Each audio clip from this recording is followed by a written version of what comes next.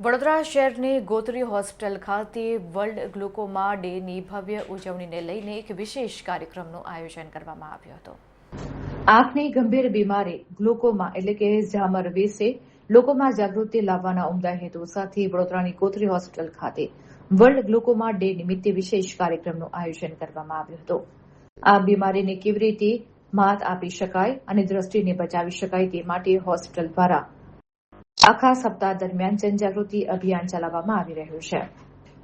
કાર્યક્રમ દરમિયાન આંખ વિભાગના વડા ડોક્ટર અશ્વિની સપરે દ્વારા હોસ્પિટલમાં આવતા દર્દીઓ અને તેમના સગા સંબંધીઓને ઝામરના લક્ષણો, નિવારણ અને સારવાર વિશે ઊંડાણપૂર્વક માહિતી આપવામાં આવી હતી। 40 વર્ષથી વધુ ઉંમરના વ્યક્તિઓએ વર્ષમાં એકવાર આંખના દબાણની તપાસ કરાવવી અનિવાર્ય છે। સપ્તાહ દરમિયાન વિવિધ શિબિરો અને કાઉન્સેલિંગ સેશન દ્વારા દર્દીઓને બીમારી વિશે માહિતગાર કરવામાં આવશે। ગોત્રી હોસ્પિટલનો આ પ્રયાસ સેંકડો લોકોની દ્રષ્ટિ સુરક્ષિત રાખવામાં મહત્વનો સાબિત થશે। સમયસરનું નિદાન જ અંધાપો રોકવાની એકમાત્ર ચાવી છે તેવો સંદેશ આ પ્રસંગે વહેતો કરવામાં આવ્યો હતો।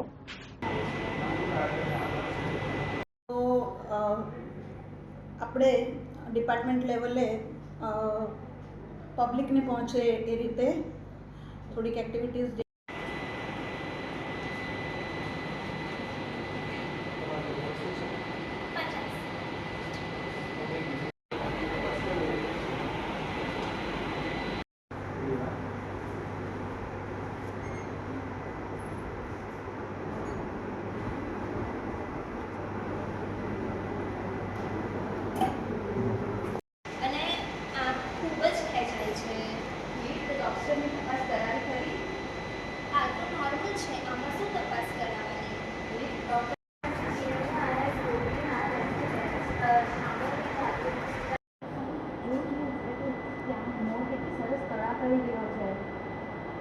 કઈ બાજુ જો ને પેલી બાજુ મેં પણ દેવામાં તકલીફ પડે છે। હા યાર જો મને થોડી વાર છે ને તે સાઈડ પર હું ચાકુ હા મને નજીકનો ચશ્મો છે।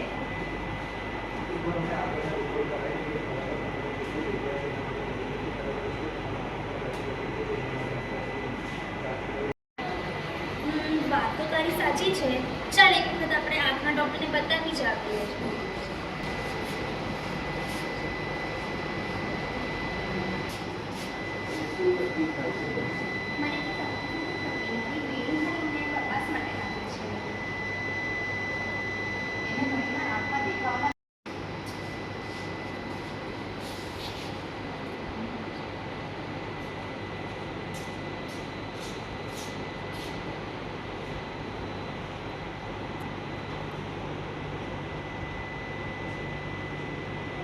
અત્યારે 8 માર્ચથી 14 માર્ચ સુધી વિશ્વ ઝામર સપ્તાહ તરીકે ઉજવવામાં આવે છે, જેમાં Gotri medical college and hospital આંખ વિભાગે ભાગ લીધેલ છે। શું કરવામાં આવે છે? આમ કેવી રીતના? Actually glaucoma is known as the silent thief of sight. Glaucoma is equal to ઝામર। ઝામર એ એક આંખનો એવો રોગ છે જે કોઈ પણ સાઇન સિમ્ટમ્સ વગર તમારી દ્રષ્ટિને છીનવી લે છે અને ઘણી બધી વખતે પેશન્ટને એની જાણ જ નથી હોતી। It happens due to increase in the pressure over the optic nerve leading to irreversible damage to the optic nerve fibres. એટલે કે આપણી આંખની જે નસ છે એ દબાણના લીધે કમ્પ્લીટલી ડેમેજ થઈ જાય છે અને એ જે લોસ છે એ આપણે રિકવર નથી કરી શકતા।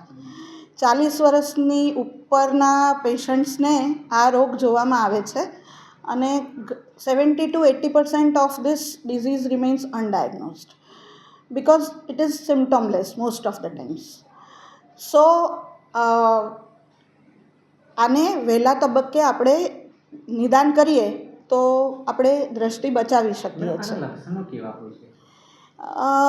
જો એક્યુટ સ્ટેજ હોય તો એમાં પેશન્ટને આંખ લાલ થઈ જાય, પાણી આવે, દુખાવો થાય, એવું બધું થતું હોય છે।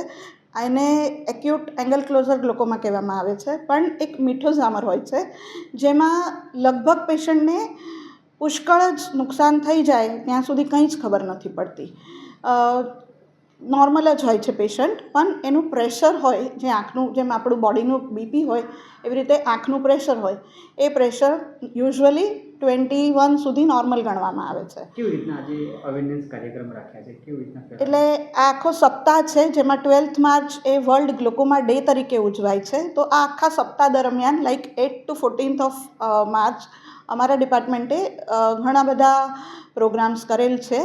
જેમ કે મંડેના અમે 4 કોલેજીસના રેસિડેન્ટ ડૉક્ટર્સને ભેગા કરીને એક અવેરનેસ ટોક રેસિડેન્ટ્સને હેલ્પફુલ થાય એવું એક કન્ટિન્યુઇંગ મેડિકલ એજ્યુકેશનનું આપણા વડોદરા શહેરના ગ્લોકોમા સ્પેશિયાલિસ્ટને બોલાવીને એમનું લેક્ચર લેવામાં આવેલ.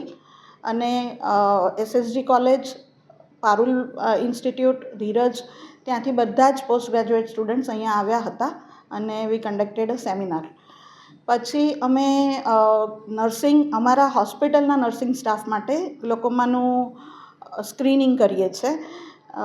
જેમ કીધું કે આ રોગ હોય તો બી સિમ્ટમ્સ નથી હોતા, તો એ મિસડાયગ્નોઝડ અથવા અંડર ડાયગ્નોઝડ રહે છે.